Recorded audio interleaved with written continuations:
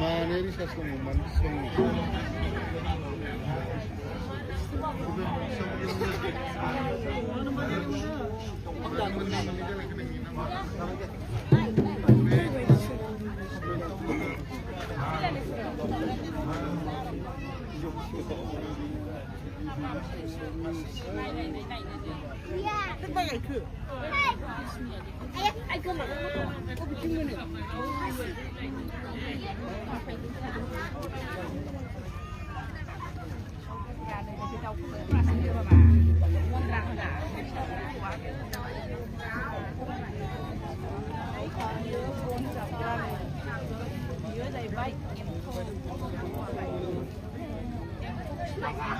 Let's see food there.